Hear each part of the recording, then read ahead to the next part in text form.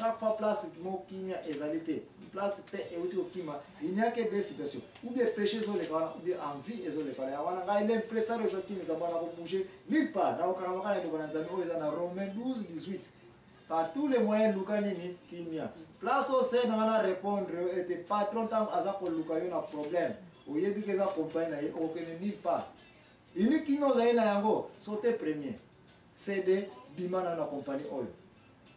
bimana yo nanda oyo parce que yen kolo ya compagnie oyo aza obeye ya patron patron signifie yen la dernière signataire au communauté eloko na ye ako iko sala yo eloko na sala ko pour la respect na yo na biloko boye solution ya pe oyo ko luka manevre te ko luka ba négociation te ko luka be bat bayate oza obligé o céder ka ya yo na ke na ngai kende wana solution chrétienne ya ngala ko sala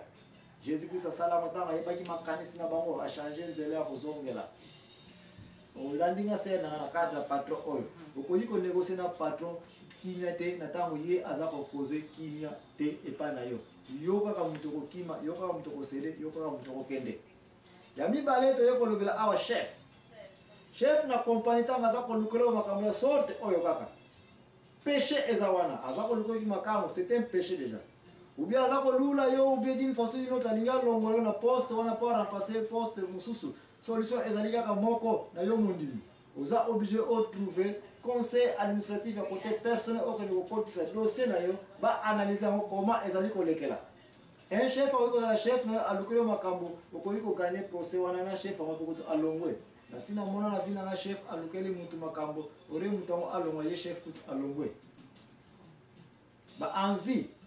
mutu konti na kati eza déjà yango mutu provoquer ba biloko apoe mais na nyonso oyo yo moko pe foko analyser est-ce que réponse n'est pas chef ou respect n'est pas chef ou eza ndenge nini ba musuku ba za ka chef azol kana makambo c'est que ye moko mtu na problème mais toza ko la côté wana te tozo la côté positif que yo omoni ke oza na problème moko te mais bazo lukelo makambo eke kimia oro ke ne ba nganga ndengo lobaki ba toso ona ke pa nganga mutu na fa kufa akiko ka basase mutu na fa kufa bref unique moyen na oyo na kimia mutu na asote biloko pa patron ko sala ya moto bato mokili bazo sala bon ke mutu na face na elongo na bele po na tika na kimia yo mondimi wo ko sala ya mote yo mondimi faut luka raison ezali wapi comme ça si Dieu est pour nous qui sera contre nous kanga maka na parole wana on a troisième cas ya promotion on dit ko za promotion toza la promotion toza ni bosse puis mutu na simana bazo sala ka manevre po sala nini po ya ko takle yo longo wana soit okufa sala nini comment ko luka kimia na mutaboye yo ko luka kimia na bataboye bazo ko lukelo nini ke parce que oza na problème moko ya babe contre bangote ini kimia na yo ezali awa ekotika na moto ya kozala te sinon que oza obligé yo mondi oyeba ete na makambo nyo zali ko sala kangama na reyo responsabilité wasili ko pesa oza ko sala musala na yo bien kangama na musala na yo soki ba ko lukelo makambo si Dieu est pour nous qui sera contre nous kangama kana bondele mais okoyi ko za solution moko te passer place ya musala place ko zali ko lela na ko yipe ko recommander te ke olo na musala okolo musala mususu soki nzanga tindi yo sala bongo yo na molimo sante sala kati na yo yango ndi mutu ko sala mais yeba ka ke envie ya mutu za ko sala ke biloko ezali ko ya ou bien péché est-ce que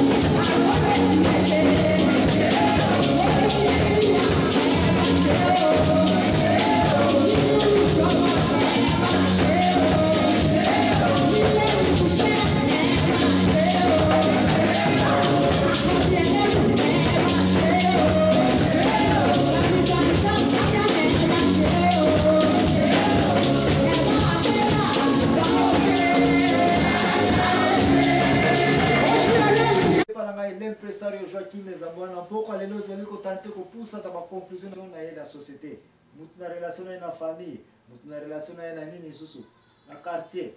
hein et puis sikoyo toza ko lobela mutu ba relation na musala to uti ko longwana est-ce que ça na relation ya mutu ona lobaki iko zala et puis olizana mituna olngoyeba ona tika na ya église tolobela déjà makambo bele pele kaka na église oyo ezotita ke pe na église ezali susu te bon toko naningi kozonga nyonso wana te yo moko yebi ona lobaki ete soki mama aye avandi kitine awa longwa po ba protocole ba bikete makele ovanda kuna et puis provoquer yo be ba pesi remarque you know e pesi colère bien mutalata kate tu continue mutalata kane o aya ko la kison o you know aya ko mi la kisa boy mutazo pesa mbonza na très bien o yazo la sana ba yazo ko la poisa na mbo no makambe bele obi makamba bana kaka na église mwana mama presidente na mwana nani o bakamatani ale ba mama ba kotina makamba ngo et donc ba desora na koti siko na ndenge ya église place on mwana na ezali place à saint place à saint yes place à saint batonda ni wana ke ko swana ezala te nini nyonso eza très sensible à l'église likambo le même likambo ezoleka na cité bato bakozwa mona na ndenge mosusu ke oyo ezoleka na kati église ozomona sikoyo na kati église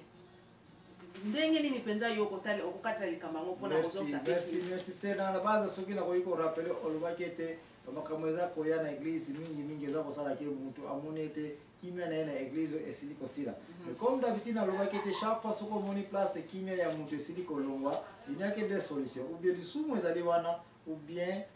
envie ezali wana selon mayele na uti kopesa o ngai pe na découvrir mukanda ya la vérité qui est la Bible c'est na ngayebisanga un peu anto wakamnyonso yo sili kotanga eza koleka na église ke mutamoni kimia elongwe pesa ngai place au monde que péché zokoleka na place avec envie eza koleka comme ça ndena koyeba ko analyser parce que ngai était mukanda Romains 12:18 elobike pas tous les moyens sont paix luka pe na mutinyoso siko yo oza ko luka oza na pe na mutinyoso mais avant on peut payer il faut analyser pourquoi payer yote ko kimela ou bien le sumo ou bien envie bien sanga siko awa o pesa ngana no kali na péché mo na église leki entre muto mo nge kimela na église longwe péché ni neza wana au monde ya péché to lobeli nyonso oyo to lobi ya trop ou bien église ou bien frère ni alukio na makam wana eza péché oui soko komi ya soko mi la kisa ya kasa za bila mbona eza ni eza envie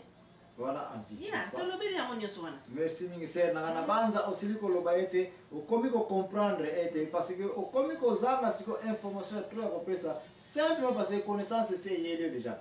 okomi ko yeba ete ba makambo ebele oza ko loba eba maba obalaki émission to ko mama ani koma muno ko neza ko pela pona ko pesa biloko bangana ko bunde biloko bangana ko bunda ko beli lo kacher mais biloko ba battu baza ko bake ba kokota bonganga bakisi siko koma nganga na zo ko sute komba kisi esili ko bunga komba ko beli lo kacher esili ko bunga pona nini parce que comprendre que situation ya boye soki eyeli yo ke place oyo bazopesanga kimia te mbangu zonga calme na ndako na yo na motema na yo analyse lisumu ezoleka wapi ngamu nazosala lisumu yango natika mpe kozonga yango moko bazosala lisumu yango na detecte lisumu yango baza oblige batika so batiki te mpe ekozala nango te parce que lisumu eza kaka wana awa juste nano omonika te naza korekomande bato bakende koluka basolution ailleurs mais solution zotourneka na nani na mutu ye moko sauf na ka on a reconnu bakende kotrouve nini l'état parce que comme une responsabilité ya bango c'est comme ya public tout ce qui est public c'est l'état ba juge OPJ police ba okata ba commandant ya cité akokata makambo unique place na tinele bato ino luka kimia na libanda ya kozongisa makambo na l'état azwa soin na mutu na kozena kasho pas comme sujet na cité ya kota désordre yo ozu kimia mais yo ko luka kimia te na ndenge na yo ndenge on a comment comme si on a église place moi koko so lobi ezali parce que na église il faut que place bato bazo supposer que ba santo eza ko leka awa mama wana omona simpeve mon Dieu santo c'est on a yoka yo ba la que son de boro ba parler en langue mais si ko yo on ta yo ko nyata nini misapina yo ayo ko tia musapina zolo na yo